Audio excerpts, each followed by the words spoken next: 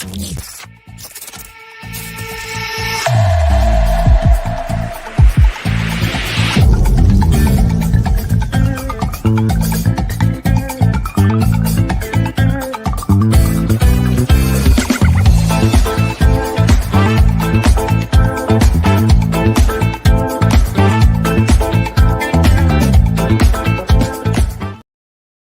again, my friends, and you are my friends, and welcome back to your Talking Town. It's Sunday evening at 7:30, and we are live across the internet. Do get involved, live link, live chat, particularly in the live chat, as many of you are already doing so. Ipswich Town kicked off their pre-season campaign yesterday. The start of the football journey is back. We did a match day vlog yesterday. If you've not checked it out, although 3,000 of you have checked it out, so thank you to every single one of those 3,000 people.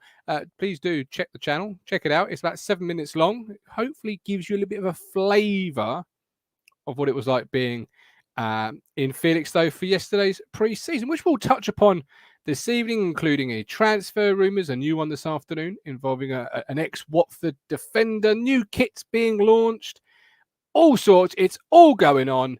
And I just want you to really enjoy it. Sit back, relax, enjoy, but get involved. It's your platform to have your say, totally unfiltered. So whatever you want to talk about tonight in regards to your football team, please get in the live chat.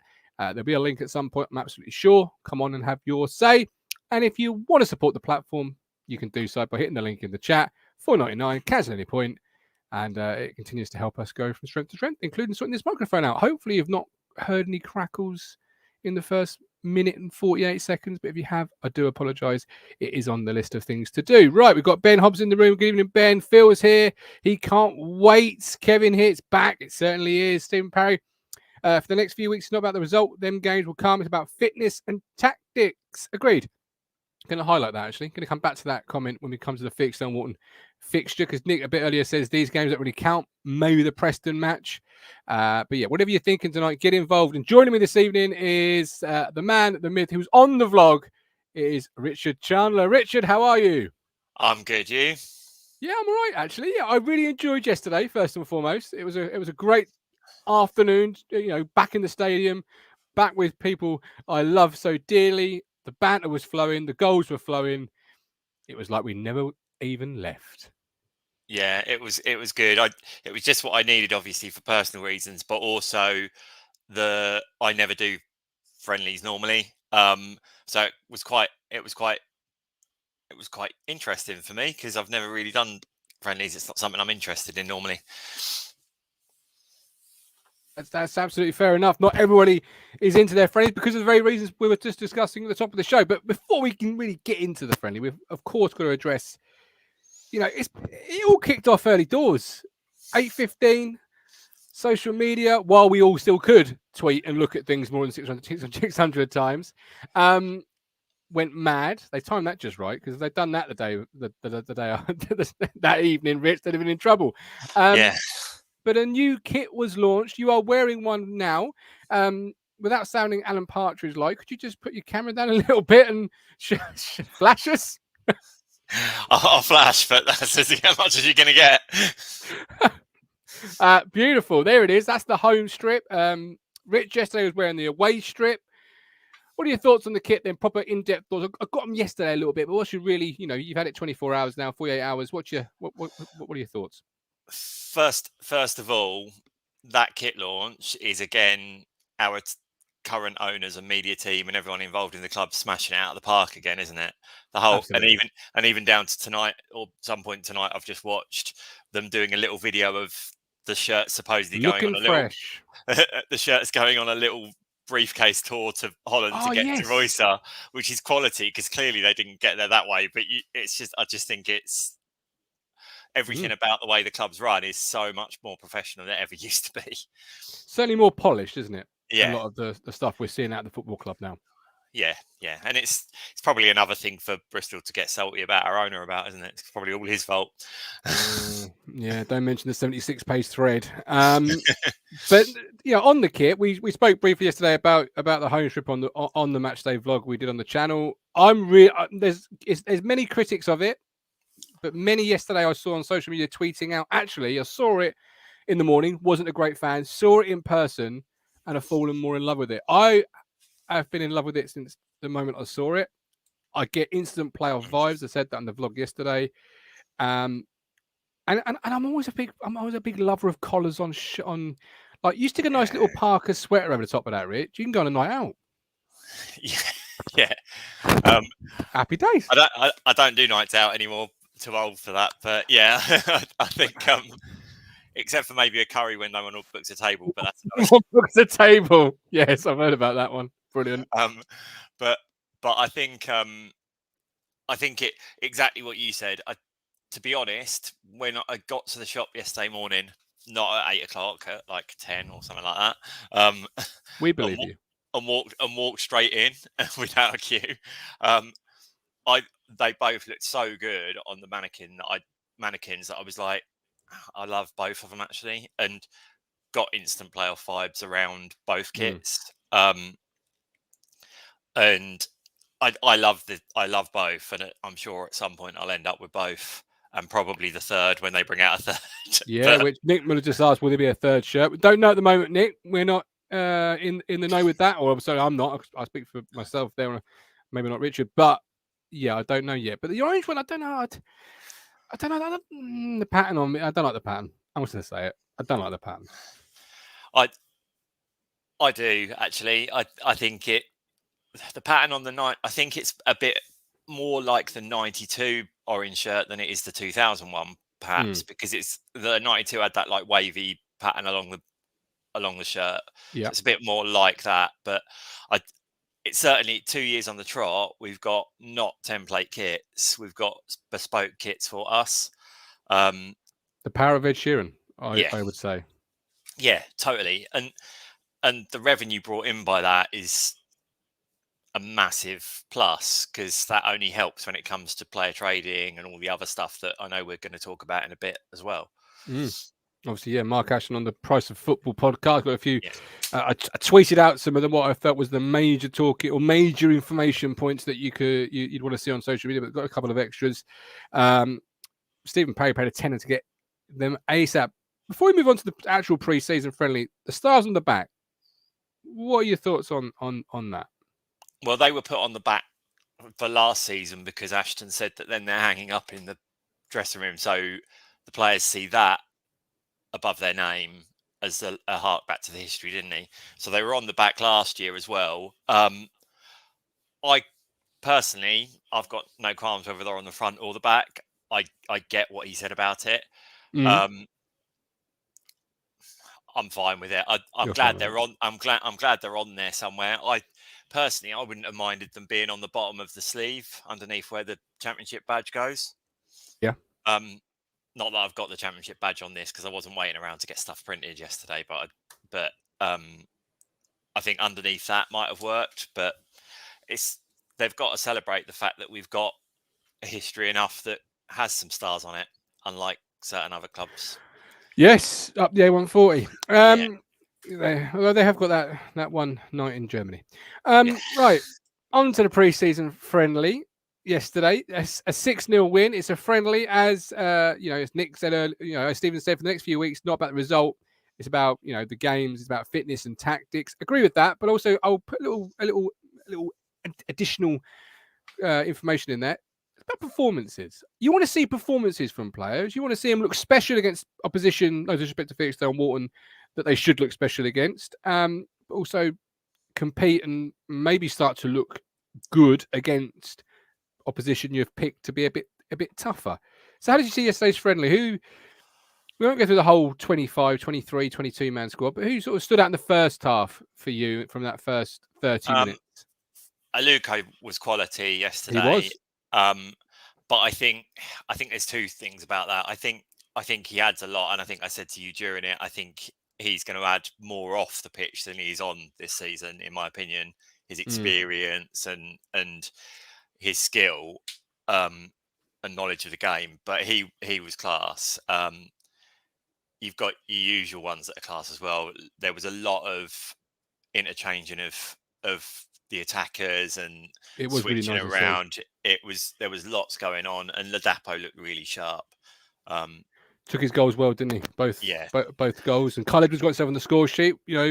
fixed. You can only play what's put in front of you. And I thought the day was really well managed, really well organised, and a huge credit to Felix and Walton. But just good to see Khalid was getting on the score sheet, taking a chance well. Doesn't matter who you're playing, what level, higher or lower, getting a goal is always a good thing. Particularly, as I think Colin said to me yesterday, Big Freddie up and running already. It gets him going. Yeah, and it only helps his confidence. And there can be no doubt he knows they're going to bring in another striker, because Jackson has become a right winger under McKenna. He's not going to be seen as a number 9, but he played the second half yesterday as a number 9. So we're definitely bringing people in. It's just because otherwise Piggott would have been there, wouldn't he, if he was going to be still around? So, well, yeah, and I've read today we don't even think Joe's been at the football club training. So, well and truly, you'd have thought perhaps training elsewhere, or maybe a very similar situation to Rakeem, where he's told if he can find somewhere, we can come to an agreement in regards to the contract, and then you can sign. Because that was a very quick 24-hour period for Rakeem, wasn't it? Between released, signed for Burton. Yeah, that was him and the club all agreeing, get a deal elsewhere, and then we'll announce it. And I think that's exactly the same will happen with Piggott. Scrumpy Daniel, who's probably very happy at the Money in the Bank winner, particularly for the women's match. Left side, first half was very fluid. Even at this early stage in pre-season, agree Luco was still class. Disco Dom, obviously, centre half yesterday. Is that position, do you think he could fulfill in competitive championship action? Because if it does, it maybe reduces the need. We'll come on to a centre half being linked with us very shortly in a moment. The need for a centre half, but also at least it also reduces that number of midfield players by 1, which at the moment seems key because we've got an overstock. I think he's played there in the championship, hasn't he? So I think it's difficult to gauge anything from yesterday defensively because we weren't put under any kind of pressure. But I think that he's got the experience of playing there, and I think that probably is where he's seen as being a backup centre half. And that's probably, if we have the kind of injury crisis that we had last season in October, November, where it was like almost every midfielder got injured. And we ended up with Cameron Humphreys doing very well, but playing probably 20 games. I don't know. Did he play 20 something this season? And probably more than they thought he would. Yeah, probably 15 more than they've ever expected him to start, I would think. I think he probably is going to be a centre midfield backup option rather than being a starter. But I think he's a good backup option. I agree, and we have seen Disco Dom play centre half in League One for us in more cameo roles. It has to be said, but it is a position he can play. I was really, as you say, defensively, you're not going to draw too many parallels between what you saw yesterday and what you'll see opening day away at Sunderland. But what I was watching, which is something you can't really replicate, you can, but you can't, is his ball distribution. Like, what's he play out from the back like? How does he deal with a centre half bearing down on him? Is he cool? Is he calm? Can he bring it down? Can he play from the back? Can he do those things that McKenna centre halves, we're understanding as fans, that McKenna wants to do from his centre half? He wants them to play out from the back. He wants them that to be that cool, calm. It might be a tight angle, but we're still going to try and play away from the back. We're not going to turn and put a 60-yard diagonal ball, whatever, into the channel. And I thought he could do that. And I think that's what he does bring to that position. He can still play that ball playing role. Kamara came on. Sorry, go on. I was just going to say exactly that. I think that's exactly what he adds to that, is that he's used to being put under pressure in the middle of the park. So being put under pressure 10, 15 yards further back is going to make no difference to him. Yeah. And that's exactly what he's there for. Kept the composure. Kamara played the second half. What were your thoughts on his positioning? Because obviously you mentioned Aluko played really well. Do you read a lot into the fact Kamara was played left of the 3 as opposed to in his more natural central 10 position? Does it show that he's maybe 3rd or 4th in that number 10 role? What are your thoughts on that? I think it's difficult to know, to be honest, because I think that with the exception of Morsey and Luongo being the centre midfielders and Taylor, I would imagine being in that It'll be 2 of those 3 is what I think. Or 3 for some games, I think I said to you yesterday. But I think that attacking line, he's going to start Chaplin every game possible, I would imagine. And it's a case of who slots in depending on the opposition around him. I think that probably is where we'll end up seeing Kamara play more. I thought he played well yesterday. I thought he won the ball back. He took the goal very well, I think, which you managed to catch on the vlog, which was I did. Unbelievable. And the Chaplin free kick that he took you out. Felt a lot closer than it actually looked on camera. Yeah. Good Lord. I nearly lost me lunch. It was brilliant. I don't know. I just looked at it this morning. I just thought, we know what Aluko can do in any of the 3 positions. We know that. We've seen it throughout the last couple of years. I just would have liked to start seeing Kamara in as early as yesterday, Maidstone, etc. Seeing him in that number 10 with maybe Harness and Edwards either side of him, or Morgan and somebody else the other side. Just start seeing how he can operate, getting his feet back wet in that position that he is known for. Because Aluko, we know what he could do. So for me, looking at it, I'll just look at the numbers and thinking, is he behind Aluko in that pecking order for a number 10? Because they know what they get out of Aluko, because he's got that Champions League experience. Not saying he's Luka's number 2 in the pecking order, because Jack Taylor obviously couldn't feature at all yesterday. But I don't know. I just would have liked to start seeing Kamara in that 10 from the early doors. Yeah, I think we're going to see a lot in those friendlies. I think he will play a lot. I think obviously Taylor's going to play. You're going to have Broadhead come back. You're going to have Burns come back. Yeah, I think what that's shown yesterday, actually, I know it's a lower level opposition, but it has shown what we already know, that we've got a really strong squad, and it's only some tweaks away from being a possible top 2. Oh, early doors, big shout. Love that. But I think I said to you yesterday, I think we'll make the playoffs, because I think that they'll invest, and they're going to invest this transfer window, and then they'll do a January like they did last January, if it's to get us over the line. And we won't be like we were in 2015, where we brought in whoever it was. I can't even remember, when we were top or second. Freddie Sears. Yeah, and that's no disrespect to Freddie Sears, but that's not what you wanted to see come in the building as your main addition when you're trying to go up into the Premier League. Keys has said top 2. Jesus, that's a tad deluded, mate.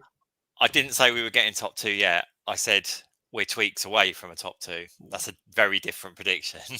I mean, it's fine. I love it. It's July the 2nd. If you can't say your team's going to win the league by 100 points, 100 goals, when can you say it, particularly in July? Love that. Yeah, why not? Stephen Perry, we'll know more as the pre-season progresses. A lot depends on who comes in and who goes out. Moving on to which? Transfer rumours. Let's start with the latest one out of The Athletic today. Writer Adam Leventhal. I do post these all on social media. So if you're not following us on social media, Twitter, it's at Talking Town ITFC. Instagram, find us Talking Town. Facebook, Talking Town ITFC. Go and find us there. I do post everything I see, such as this, on the social media, so you can really get it in bite-size, up-to-date, instant when you need it, really. But it's Adam Leventhal, The Athletic. ITFC interested in signing recently released Watford defender Craig Cathcart. Your thoughts on that one? I when you messaged me earlier and went, this has been leaked by Adam Leventhal, he knows his stuff and he's normally pretty accurate. Absolutely, yeah. And McKenna did say, well, Ashton probably said more in the post-match stuff yesterday than McKenna did, actually, but he said there's going to be incomings over the next 2 to 3 weeks. That wouldn't surprise me at all. He's way more experienced than I realised he was, to be honest. I knew he'd been around for a long while, but he's played a lot of Premier League and Championship games.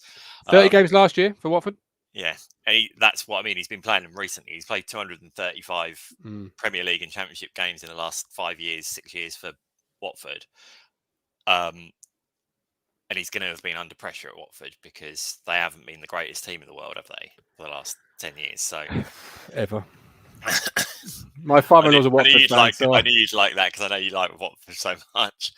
But I think he's the perfect kind of experience, because he's 34. and you've got Wolfie, who's played by his own admission 4 games in the Championship 4 years ago. And you've got Edmondson, Burgess, Baggett, if he's still around and not on loan. You've got no one with a vast amount of experience playing in the back line. So I think it's a cracking signing if they sign him personally. Would that perhaps knock Elkan Baggett into a loan role again this year, where he's I don't. With him, I don't know if I'd rather he stayed and trained with the first team and carried on progression with the first team and getting the odd sub appearance or whatever it may look like, given that you've now got 9 subs to choose 5 from. I just kind of feel like you may well want to have 2 defensive subs, whereas last season we had pretty much no defensive subs most games and just went for it in every game. I think, and he's left-footed. I just think that gives a bit more of an option to have more balance in the squad, to have him as a left-footed centre back as a sub, some games. Because at the end of the day, he played 1 game for Cheltenham in the second 6 months of the season, didn't he? So that's hardly any kind of massive experience that he's gone and got.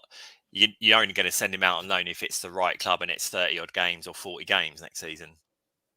Yeah, I was having a conversation in regards to this centre half position a couple of weeks ago on Twitter, and I forget who I was talking to. I forget the name they wanted us to go and purchase, and I was saying then, the player trading model. If you go for the experienced player, you're very rarely, if ever, really going to spend money on them because there's no sell-on value. And they were after a centre half that I think was in their early 30s, would cost somewhere between 2 to 4 million. Good player. I can't remember for the life of me who this person wanted, but it just didn't fit that player trading model, because the moment you sign them, they're not going to go up in value at their time of life in regards to to footballing age. Craig Cathcart, he is 34. He's probably got another year, 2 left the Championship level football. He's a free transfer, so you're not spending out any outlay and not then trying to recoup it or chasing bad money after good. So it kind of fits where I thought they would go with the Championship experienced centre half, a free transfer who can play 15, 20 games next year if absolutely needs be.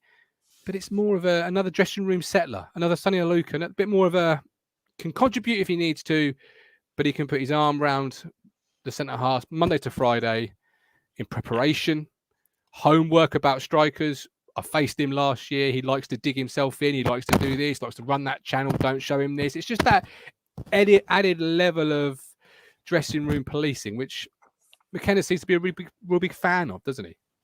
I think so. And I think personally, that McKenna would have wanted to have kept Keogh, and I think they've allowed Keogh not to do an extension and not offered him an extension because he wanted to carry on playing more.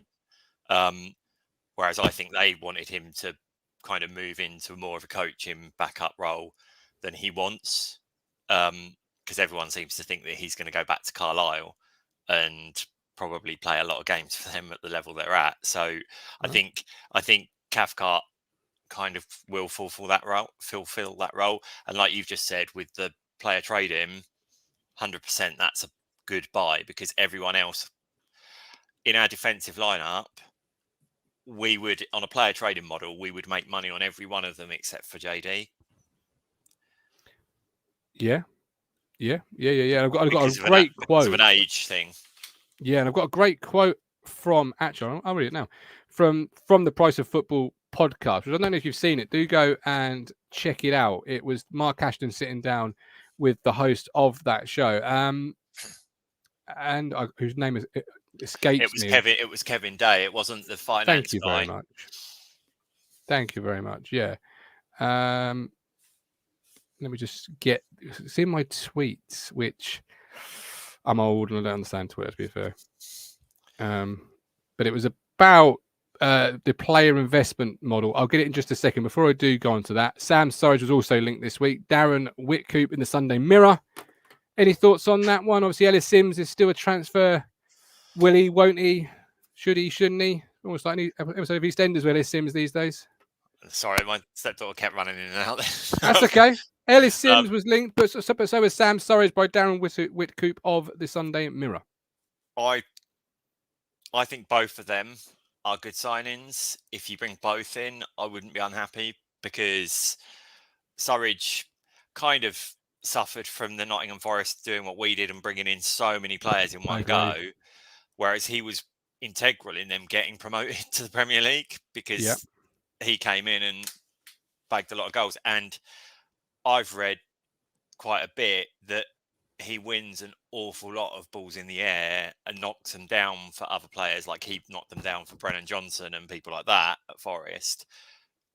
That's the kind of person that Chappers and Broadhead would be going, yes, please, to play alongside, I'm sure. But I think, and he's obviously going to be cheaper than Sims, but I think it wouldn't surprise me at all if both were coming, to be honest. Oh, really? Both? Wouldn't surprise me. Because they're going to be the two. If we did bring in Cathcart, how many other players do you think we're buying and how many do you think they're going to be? Because I think it's a couple of strikers and that's probably it until January. Fair enough. Nice. I mean, both Surridge and how much of that? How much realistically would that set the club up to have both of those in the door? Probably about 8. Because you get 8 million. I think you get Sims 5.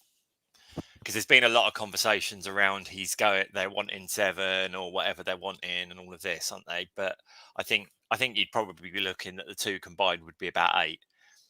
Wow. And that's a lot. And it's how much money you lose listening to the price of football. It's how much money you lose in the Championship. It's trying to make that as low an amount as possible. They already know they've got to invest to try and get as far up that. Will we see Ellis Sims on an 8-year deal and follow the Chelsea route of FFP? Spread it across 8 years. So PayPal credit. I don't understand how those kind of deals ever get done. It's just bizarre. Well, UEFA have closed that loop, I believe, from next year. But any deals done between now and then will still count. But I mean, hey, loopholes are there to be exploited. But yeah, on the podcast, the question was on the assumption ITFC are one of the better off teams in the Championship financially. This is what Ashton said. The player trading line is the other income generator, which gives you the ability to spend more. Where again, I'm really fortunate to never be under any pressure on a cash basis for my owners to sell players. They want to build something. They want to build value in the team, value in the club, and value in the squad. If you look at our squad valuation that we run internally all of the time, our players were worth X when they joined the club. They are worth Y now, and that's why we've recruited young, hungry talent, Clark, Davis, Broadhead, all in that early 20s bracket who will grow with us on the pitch, but will bring financial value if and when we want to trade them. That all comes into the overall discussion with the owners who will stand behind us. We'll be behind the parachute payment clubs for sure, because they have big financial headroom and they have big cash bases and Premier League squads. And what you've seen come down is not 3 Championship clubs, but 3 established Premier League clubs come down this season, which will be tough. And on that player trading, that's the real big Arsenal who have moving forward in this division to maneuver in the market, isn't it? So that's why you've seen those 3 players come in that he highlighted there. Yeah, because they've brought them in to go to League One level for 6 months a year, and that's what's happened. And for some of them, Chappers, Burns, who are a little bit towards the older end of that whole range, they're still making profit on them because they're still worth more than they were when they bought them. But they got them to play in the Championship, knowing that they could go get them to play in the League One, knowing they can go back to the Championship. And the only way that we sell any of those ones that he mentioned, the young ones, is to Premier League clubs, and that's a lot more money than we paid for them. Yeah, so the 1.5 million that looks like it's loads in League One isn't loads, actually. No, you're right. Yeah, and also the price of success, 1.5 million for Broadhead tips you over the edge from being a playoff team and taking the lottery and perhaps not going up to a team that has gone up, and the rewards that brings, the more money that brings, that Broadhead probably paid his fee back and then some, just in the fact that the club gets better revenue by being promoted. And at the end of the day, the owners had got the money to buy a Premier League club if they'd wanted to. They chose to buy us for various reasons, and that's to get us back to being a Premier League club. So under no illusions that that's not what their aim is, and it's only a case of how long it takes to get there and become one of those clubs that Ashton's just mentioned, which is established Premier League clubs. Because Southampton and Leicester have been in the Premier League for a lot of years. Yeah, absolutely. And that was actually one of the things he mentioned on that podcast was the valuation going up in terms of they've already invested. They've seen the value of the club increase from League One to the Championship, and you'd see it increase again. Did you catch Mark Ashton on the Price of Football podcast? Did you listen? Really interesting. I'd have liked the other guy that hosts it, the guy that's the Kieran Maguire. person. Yeah, Maguire. I'd have liked him to have been hosting it and asked the questions, because I think there might have been a few slightly different questions. But I know that a lot of people criticise Ashton for a lot of things, but I could quite happily listen to him all day because I think he's so interesting. He knows the world of football inside out because he's been there for so long, and so many clubs over the years have recruited him into the position we've recruited him into. So he's no mug, and I just think he's really interesting to listen to because he knows his stuff. Yeah, I agree. And it's interesting because he said on there, then I don't know if you caught it, where he said we're going on a bad run. Law of averages will tell you that. Well, that kind of also works for himself, because I agree with you. Right now, I find him fascinatingly interesting to listen to. I think he speaks a lot of sense, but you can also see the other side of the coin from Bristol City fans that have perhaps had multiple years, and that fatigue starts to build up, and you start to say, "Oh, well, he said that 2 years ago. Oh, but he said that about that signing." Or he said, you can see the two sides of a football fan's coin. And I just think it's an interesting time for Ashton, the next 12 to 36, possibly longer months, because we're back in the Championship now. Where's the club going now? He said obviously progression can take many different forms. What does that look like? It can take more goals, more points, etc., etc. So just to see where we are on perhaps that 36-month periods, just to see how many windows we've had, what successful windows we've had. Just an interesting period for him as well as the football club. Yeah, I think it is massively interesting. But I think Bristol City fans that are really salty about it, they need to look at where they came from when he first got the job and where they are now. True. Because it's true. They've got a stadium that's far better than it was, and a setup on a game day that's far better than it was when he took over. And they've made some serious money in the transfer market under the player trading model that he likes. Yeah. And they also, when he left, they were in a better position than when he got there by a long way. So it's bizarre that they're so salty, but he's not perfect, and he's never going to be perfect because everyone's correct. It's everyone's going to make mistakes. Do people make mistakes in their day in, day out jobs? Yeah, they do. He's not perfect. He's in football. Football is not a perfect business. Football is a business where you can think you've got a player up until he turns up at the club gates. The problem is he's at the wrong club gates. Like, you thought he was coming here, and he turns up, 50 miles away, signing for somebody else. I mean, ask Bradford, different level, but they think they're part of Johnny Williams. They've put him up in the hotel. They think they're signing him, and he went at Gillingham. It happens up and down the country at every different level. And Jack Taylor was here in January from all reports. Multiple bids, yeah, absolutely. Yeah. And having a look around everywhere and wanted to sign, but then promised to then stay there for 6 months and see what happened. We wouldn't be signing Jack Taylor if they'd gone up through the playoffs. No. I wouldn't have thought so. I wouldn't have thought so. Who knows? One of those hypothetical questions that you can perhaps look back in 5 years, sliding door moment, and the miracle that was a playoff win that ultimately cost Darren Moore's job. It seems. Welcome to Wednesday. We'll look back, but good platform. I'm really interested to see where Ashton takes it now. Just seeing where the momentum leads and keeping it going. I think it's going to be interesting to see what their next big thing is going to be, because I think this is going to upset you probably. I think it's going to be knocking the Cobbold down and rebuilding. I should bloody hope so as well. Thinking we've got running hot water, mate.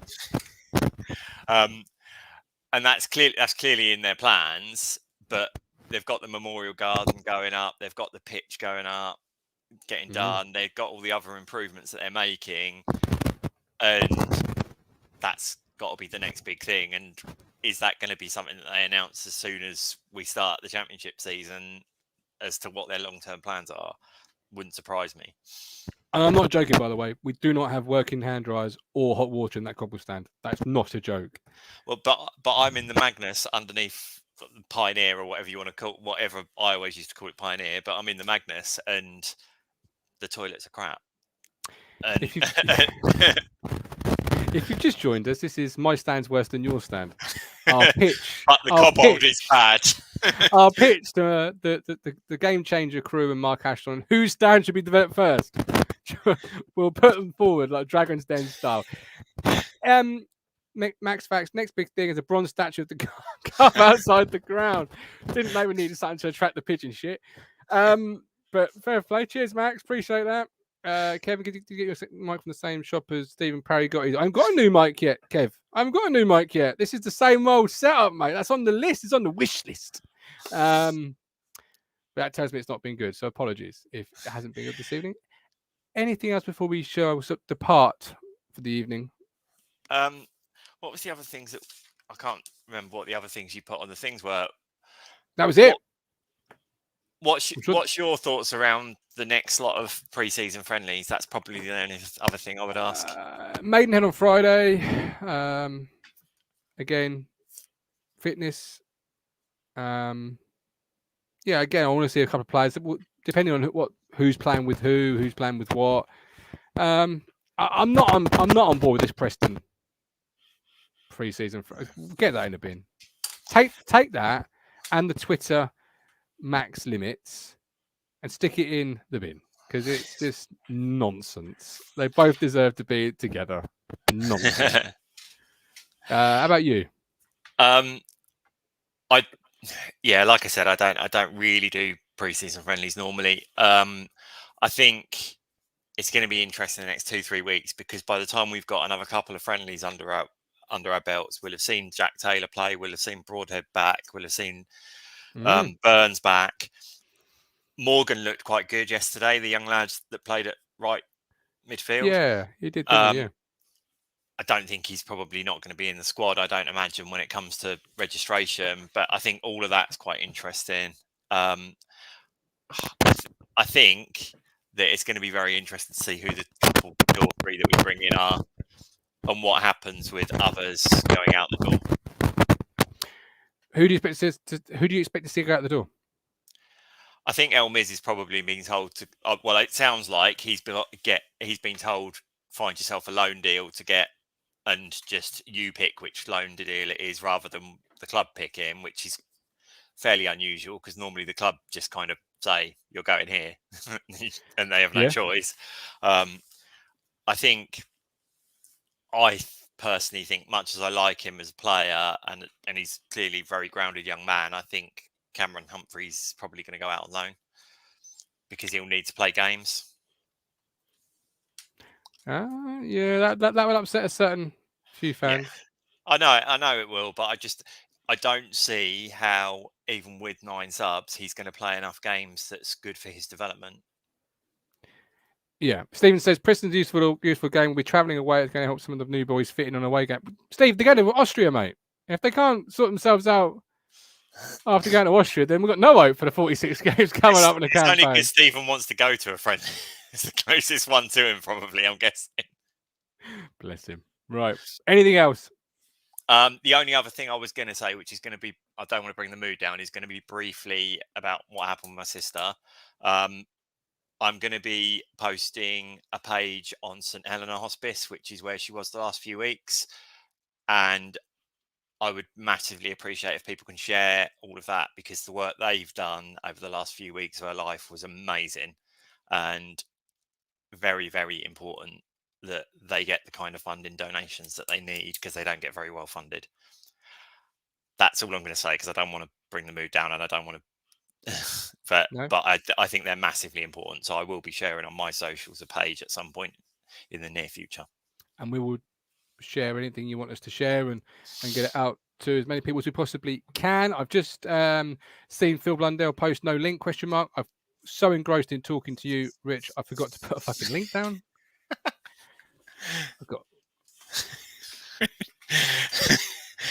You've had a holiday, haven't you? It's pre-season for all of us, ladies and gentlemen. It's pre-season for all of us. And I will sort my microphone out as soon as I possibly can, because I did catch a little bit of me back. And yeah, sounds like I'm on a Nokia 3310 going into a wind tunnel. But so yeah, I will desperately try and sort that microphone out. I do apologize. Do keep with me. You know the quality is normally 5 stars. But yes, anything you want me to share, Rich, I will, of course, happily share it as far and wide as I possibly can. We've got the boys here at 9 p.m. with the cricket, talking cricket, the Ashes, Day 2, Bairstow, unsportsmanlike drama, situation. I don't know what to call it, really. I'm not a cricket fan, but even I'm, interested in what the boys are going to say on that one. So join us then. But that's Talking Town this evening. Apologies on no link. It is pre-season for all of us, though. To keep that in mind. But we're done. That's Mr. Chandler, and I'll catch you all, hopefully, with a sign-in very soon.